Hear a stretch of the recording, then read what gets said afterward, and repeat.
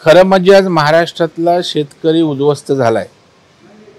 जमिनी खरवडल्यात, गुराढोरांचं नुकसान झालंय आणि अशा वेळेला आपण उत्सव साजरा करणं हे मला वाटतं संयुक्तिक वाटलं नाही.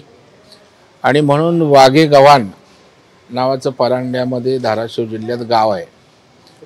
हे ॲक्च्युली कलेक्टरकडूनच माहिती घेतली की कुठल्या गावात एखाद्या प्रतिनिधी स्वरूपात मला जायचं आहे आणि मग जिल्हाधिकाऱ्यांनी वाघे गव्हाण येथे मोठ्या प्रमाणावर नुकसान झालं आहे आणि म्हणून त्या गावात जाऊन तिथल्या शेतकऱ्यांशी संवाद साधणार आहे. तिथल्या परिस्थितीची पाहणी करून शेतकऱ्यांना सरकारनं दिलेलं पॅकेज त्याची माहिती देणं आणि आणखी शेतकऱ्यांना काही सरकार म्हणून सूचना करायच्या असतील तर त्या समजून घेऊन राज्याचे मुख्यमंत्री माननीय देवेंद्र फडणवीस साहेबांकडे त्या पोचवणं आणि सरकारला पुन्हा ताकदीनं या सरकारची शेतकऱ्याची काळजी घेणं, त्याला ताकद देणं, यासाठी या आजच्या भेटीचा दौऱ्याचा निश्चितपणे उपयोग होईल. काँग्रेसचे प्रदेशाध्यक्ष आहेत हर्षवर्धन सपकाळ, ते असं म्हणतात की देवेंद्र फडणवीसांची मोडस ऑपरेंडी ही नथुराम गोडसेंप्रमाणे आहे.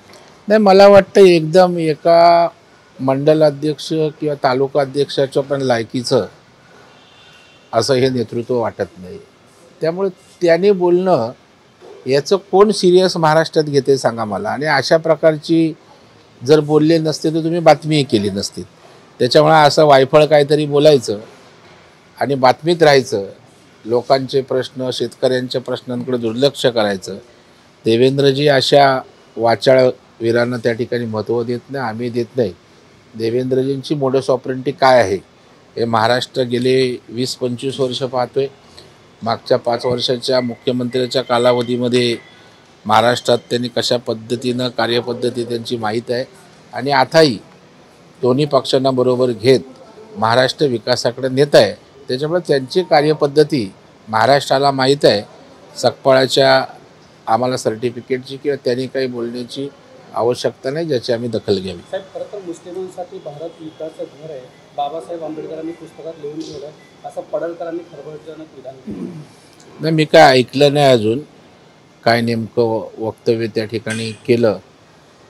तो संदर्भ तपासून मग मी याच्यावर भाष्य करू शकेन. संघाला 100 वर्ष पूर्ण होत आहेत, मात्र खरगेंचे पुत्र आहेत प्रियांक खरगे, ते त्यांनी मुख्यमंत्र्यांना पत्र लिहिले करण्याचे. त्याचं म्हणणं आहे की शाळेमध्ये जे शाखा चालतात, राष्ट्र स्वयंसंस्थांचं जे काम चालतं त्या सगळ्यांवरती आता बंदी आणली पाहिजे त्यांचं म्हणणं. नाही, मला वाटतं जर चांगले विषय असतील, देशहिताचे राष्ट्रभक्तीचे काही विषय असतील आणि त्याचं शिक्षण जर कुठं दिलं जात असेल तर कोणाच्या पोटात दुखायचं काही कारण नाही. कारण शेवटी सरकारं असतात ते त्या ठिकाणी देशहितासाठी काम करतात, देशभक्तीसाठी करतात, राष्ट्रभक्तीसाठी करतात. आणि जर चांगले विचार त्या ठिकाणी केवळ संघाच्या माध्यमातून आले म्हणून नाकं मुरडण्याची आवश्यकता नाही. चांगले विचार असतील संघाचे तर त्याचा प्रचार प्रसार झाल्यास त्याचं स्वागत केलं पाहिजे. एकनाथ शिंदे यांच्या ज्या योजना आहेत ते थंड बसतात दिसत आहेत. आनंदाचा शिरा असेल, माझी शाळा असेल, यावर लहान शिरा असेल. नाही, मला वाटतं शेवटी आपण घर चालवताना पण संसार चालवताना आपण सगळं बजेट बघतो, त्याप्रमाणे आपण नियोजन करत असतो. शेवटी राज्य सरकार एक कुटुंब आहे, ते कुटुंब चालवायचं असतं आणि मग ते चालवत असताना आजची प्रायोरिटी काय, नंतर काय केलं पाहिजे, पुन्हा काय केलं पाहिजे असं ठरवून आज प्रायोरिटीचे विषय जे आहेत. आज शेतकरी त्या ठिकाणी उद्ध्वस्त आहे आणि शेतकऱ्याला आज 31,000चं पॅकेज त्या ठिकाणी दिलेलं आहे आणि त्याच्यामुळे शेवटी लोकांच्या पैशातनंच या ठिकाणी लोकांना द्यायचं असतं आणि त्याच्यामुळे काही योजना येतात, काही थांबतात, पुन्हा नव्यानं चालू होतात. त्याचं राजकारण करण्याची आवश्यकता नाही. सगळ्या योजना पुन्हा पुन्हा त्या ताकदीनं जनतेच्यासाठी असतील. भाऊ, खरं दिवाळी तोंडावरती आहे. राष्ट्रवादीचे आमदार आहेत संग्राम जगताप, त्यांनी एक विधान केलं की दिवाळीमध्ये खरेदी ही फक्त हिंदूंकडूनच केली पाहिजे, हिंदू बांधवांनाच त्याचा फायदा झाला पाहिजे. नाही, मला वाटतं त्याच्या मागची भावना आहे की स्वदेशीला महत्त्व द्या, आत्मनिर्भर व्हा आणि त्यातनं त्याची आलेली ती प्रतिक्रिया आहे. कारण स्वदेशी करत असताना स्थानिक वस्तू घ्या, स्थानिक लोकांनी तयार केलेले घ्या आणि मग या देशात स्थानिक किंवा हिंदुस्थानमध्ये आपण हिंदू बोलतो त्यांच्याकडून वस्तू घेतल्यास आत्मनिर्भर होईल या अर्थानं त्यांचं विधान असावं असं माझं आकलन आहे. अजित पवारांनाही पटत नाही. अजित पवारांनी त्यांना नोटीस पाठवली. त्यांनी सांगितलं की पक्षाच्या ध्येय धोरणाला अनुसरून नाही, विचारधाराला पटत नाही. नाही, आता पटत नाही. आता अजित पवार पक्षाचे प्रमुख आहेत. त्यांच्या आमदारांना काय करायचं हा त्यांचा लुकआउट आहे. आता त्याचं उत्तर काय देतात आपण पाहूया. पवारांचं म्हणणं आहे की 2029ला संग्राम जगतापांना भाजपकडनं निवडणूक लढवायची आहे आणि त्यामुळे अशा पद्धतीची ते विधानं करत आहेत. खरंच भाजपकडनं निवडणूक लढवायची असेल किंवा भाजपचं स्वागत करेल जर असं जर असेल तर? नाही, मला वाटतं आता तर आम्ही महायुतीमध्ये आहोत. आताच लगेच दुसऱ्या आमच्या मित्र पक्षाचा आमदार आमच्याकडून लढणार किंवा येणार असं बोलणं मला वाटतं महायुतीसाठी त्या ठिकाणी संयुक्तिक नाही आहे. त्याच्यामुळे महायुती म्हणून आम्ही लढणार आहोत आणि त्याच्यामुळे मित्र पक्षाच्या आमदाराच्या बाबतीत असं वक्तव्य करणं मला वाटतं योग्य नाही.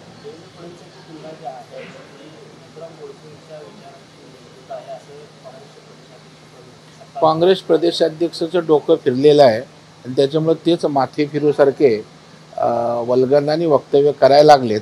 मला वाटतं एवढा बालिश आणि अपरिपक्व प्रदेशाध्यक्ष महाराष्ट्रानं कधी पाहिला नाही. आगामी महापालिकेच्या निवडणुकीच्या अनुषंगानं दोन्ही ठाकरे बंधू एकत्र येत आहेत. त्यांच्या भेटीगाठी दिवसेंदिवस वाढत आहेत. कधी काळी तुम्ही सुद्धा मनसेमध्ये काम केलेलं आहे. राज ठाकरेंचा जवळून तुम्हाला अनुभव आहे. काय परिणाम होईल, काय वाटतं? मुंबई असेल, ठाणे असेल, अजिबात काडीचा परिणाम होणार नाही. याचं कारण महाराष्ट्रातल्या जनतेने विधानसभेमध्ये महायुतीला जनाधार दिला आहे. विशेषतः मुंबईमध्ये आपण बघाल की महायुतीचे आमदार मोठ्या प्रमाणावर आलेत. आमचा भारतीय जनता पार्टी असेल, शिंदेसाहेब असतील आणि दादा यांचेच आमदार मोठ्या प्रमाणावर आलेत. मतदानाची टक्केवारी आपण बघा आणि आज मुंबई झपाट्यानं बदलते. आज मुंबईमध्ये अटल सेतू असेल, मोनोरेल असेल, मेट्रो रेल असेल, कोस्टल रोड असेल. आज मुंबईचा चेहरा बदलतोय. आपण गेल्याच आठवड्यात बघाल की अंडरग्राऊंड मेट्रो सुरू झाली आणि तेव्हा मुंबईकरांच्या प्रतिक्रिया आपण ऐका, विशेषतः महिला भगिनींच्या. आमच्या अंजली भागवतनी पण प्रतिक्रिया दिली की मी पहिलं प्रॅक्टिसला जाताना मला 2.5-3 तास लागायचे यायला, आता 40-45 मिनिटात जाणार आहोत. या बोलक्या प्रतिक्रिया आहेत ना. आणि जर समोर मुंबई बदलताना दिसते, इन्फ्रामॅन म्हणून देवेंद्रजी त्या ठिकाणी काम करतायत आणि 30-35 वर्ष तुम्हाला लोकांनी तपासलं आहे ना. त्याच्यामुळं आता तुम्ही बाळासाहेबांची ना विचारधारा जपलीत ना मुंबईकरांचं किंवा मराठी माणसाचं प्रेम राहिलं. त्याच्यामुळे आता आम्ही लोकांना डिलिव्हरी देतोय. लोक त्यामुळे आमच्याच मागे उभे राहतील. आणि मला आश्चर्य वाटतं की जशी काय महाराष्ट्रात कधी युती आघाडी झालीच नाही असं या विषयाकडे पाहताय. आता 2 भाऊ स्वाभाविक आहेत, 2 पक्ष आहेत, 2 नेते आहेत आणि दोघांनी एकत्र येणं ती लोकशाहीत एक प्रक्रिया आहे. आता महाविकास आघाडीत 3 पक्ष आहेत, महायुतीत 3 पक्ष आहेत. वेगळं काय घडतंय? ठीक आहे, वेगळं एवढंच आहे की 20 वर्ष कुटुंब एकत्र नव्हती. आपल्याला आनंद आहे सगळ्यांना 2 कुटुंब एकत्र येत असतील तर. परंतु राजकीय दृष्ट्या त्या ठिकाणी काडीचा परिणाम आमच्या माहितीवर होणार नाही. खरं तर अंबादास दानवेंनी ट्विट करत जवळपास सरकारच्या 8 योजना ज्या आहेत त्या बंद केलेल्या आहेत. त्यामध्ये आनंदाचा खिदा असेल, माझी कला संघटना, कसं पाहताय? मला वाटतं आपण घर चालवत असताना उपलब्ध पैशामध्ये नियोजन करत असतो, काटकसर करत असतो, पुन्हा त्या ठिकाणी आणखी नियोजन करत असतो. शेवटी सरकार चालवत असताना प्राधान्याचे विषय कुठले, परत पहिला आत्ता प्रायोरिटी काय आहे याचा विचार करून सरकार नियोजन करत असतं. आज शेतकरी आज त्या ठिकाणी अडचणीत आहे. मग त्यापेक्षा मोठी प्रायोरिटी आहे का? शेतकऱ्याची शेतीच्या शेत्या उद्ध्वस्त झाल्यात, गुरंढोरं त्या ठिकाणी नष्ट झालेत, गोठे उद्ध्वस्त झालेत. आज शेतकऱ्याला जगायचं कसा प्रश्न आहे. अशा वेळेला शेतकऱ्यासाठी जर काही त्या ठिकाणी मोठं पॅकेज दिलं असेल तर थोडाफार ताण तिजोरीवर येतो. मला वाटतं पुन्हा सगळ्या गोष्टी सुरळीतपणे हे सरकार निश्चित सुरू करेल. मुंबईच्या खासदार आहेत वर्षा गायकवाड, त्यांच्या कार्यपद्धतीवर कुठेतरी नाराजगी व्यक्त करत त्यांची तक्रार आता प्रदेश कार्यालयाकडे करण्यासाठी कशा पद्धतीने वाटतं ह्या सगळ्या गोष्टी? मला वाटतं काँग्रेसची नाराजी पण असते, नाराजी पण जाते, त्यांना वाटतं ते करतात. त्याच्या काँग्रेसच्या नाराजीचा विषय फार सिरियस नाही. जे हायकमांडला वाटतं तेच होतं. नाराज कितीही लोक व्हा, आम्हाला जे तिथे वाटतं ते आम्ही करणार. यातच काँग्रेसने आपलं अस्तित्व संपून टाकलं. विजय वडेट्टीवार असं म्हणतायत, तर विजय वडेट्टीवारांनी ओबीसीमध्ये कुणाची घुसखोरी होऊ नये यासाठी एक मोर्चा काढलेला आहे. पण त्यांचा एक जुना व्हिडिओ फिरतोय, तो मनोज जरांगे पाटील यांच्या बाजूला बसून मराठा आरक्षणाला समर्थन देतात. त्यांनी युटर्न घेतलाय अचानक अशा पद्धतीने. नाही, मला वाटतं सोयीचं राजकारण प्रत्येकाचं सुरू आहे. जातीपातीवर राजकारण त्या ठिकाणी होता कामा नये. सरकार योग्य भूमिका घेत आहे, सर्व समाजाला न्याय देण्याचा प्रयत्न करत आहे. परंतु काही लोकांना राजकीय दुकानदाऱ्या करायच्या आहेत. ते अशा पद्धतीनं पहिली एक भूमिका, आता एक भूमिका, जसं वारं वाहील तसे वडेट्टीवार त्या ठिकाणी वाऱ्याबरोबर वाहत असतात. साहेब, गोपीचंद पडळकर असं म्हणतात की मुस्लिम जे आहेत ते भारताला युद्धाचं घर मानतात आणि हे डॉक्टर झालं ना, बोललो. साहेब, बदलापुरात जो आहे शिंदेना धक्का दिल्याचा, आपल्या भाजपनं धक्का दिलाय. अजित पवार यांच्या पक्षाशी युती करण्याची देखील घोषणा करण्यात आली. नाही, मला वाटतं हे बघा, महायुतीच्या संदर्भात तिन्ही नेते, तिन्ही पक्ष आम्ही आग्रही आहोत, ती आमची भूमिका आहे. आणि माननीय मुख्यमंत्री देवेंद्र फडणवीस साहेबांनी महायुतीचे प्रमुख म्हणून त्यांनी भूमिका स्पष्ट केली की आम्हाला महायुती म्हणूनच लढायचं आहे. पण स्थानिक पातळीवर जर तुल्यबळ सगळेच जण असतील तर सामोपचारानं, समन्वयातनं त्या निवडणुका लढवल्या जातील. कोणावर टीका टिप्पण्या होणार नाहीत, एवढी समंजसपणाची भूमिका त्या ठिकाणी आमच्या तिन्ही पक्षांची आहे. तथापि आमची बेसिक सगळ्यांची मानसिकता शक्य तेवढ्या ठिकाणी माहिती व्हावी. रवींद्र असं आहे की धर्मराव आत्राम जे म्हणतात की 5 कोटी रुपये भाजपमध्ये दिले आणि अमरीश रावला माझ्या विरोधात डमी उमेदवार म्हणून उभं केलं. दुसरीकडे जयकुमार गोरे सांगोल्यात म्हणाले की माझ्यामुळेच किंवा भाजपमुळेच बाबासाहेब देशमुख जे शेकापचे उमेदवार ते निवडून आले. कुठेतरी भाजप आपल्याच मित्रपक्षांसोबत कुरघोडी करताना पाहायला मिळते. अशा 2 घटना समोर आलेल्या आहेत. नाही, आता ह्याच्यातली सत्यता पडताळणं आवश्यक आहे. कोणी स्टेटमेंट दिली म्हणजे लगेच ते झालं असं काय मानायचं कारण नाही आहे.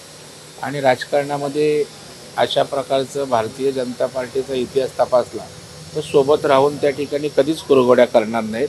आणि राज्याचं समंजस नेतृत्व आहे. आणि आपण बघताय की जेव्हा महायुतीचं सरकार चालवायचं असतं त्यावेळेला सगळ्यांना विश्वासात घेऊन काम करावं लागतं. आणि देवेंद्रजी ते करतायत, त्याच्यामुळे आशा बोलण्यात काही तथ्य नाही. आता रवींद्र दंगेकरांची एकनाथ शिंदेनी भेट घेतली. ते म्हणतात की महायुतीत दांगला नको. एकनाथ शिंदे म्हणजे कुठेतरी समजवण्याचा प्रयत्न करतायत आपल्या सहकार्यांना. रवींद्र दंगेकरांना व्यसन घालण्याची आवश्यकता होती. पहिलं सुटारू होते, आता एकनाथ शिंदेकडे असल्यामुळे त्यांना शिस्तीतनी चौकटीतच काम करायला लागलं. साहेब, एक प्रश्न, गणेशोत्सवाप्रमाणे छटपूजेला देखील आता सवलती मागण्यात येतात. कुठेतरी महापालिकेवर ताण पडणार आहे या गोष्टींचा? नाही, हे बघा, प्रत्येक आपल्या हिंदूंचे सण उत्सव साजरे झाले पाहिजेत. नक्कीच आपल्या उत्सवाने ताण पडतो, परंतु शेवटी यंत्रणा यांचा विषय, तो ताण हाताळण्याची क्षमताही मुंबई महापालिकेत आहे. परंतु पूजा उत्सव करणाऱ्यांनी पण जास्तीत जास्त चांगलं नियोजन करून यंत्रणांवर ताण पडणार नाही याची काळजी घ्यायला.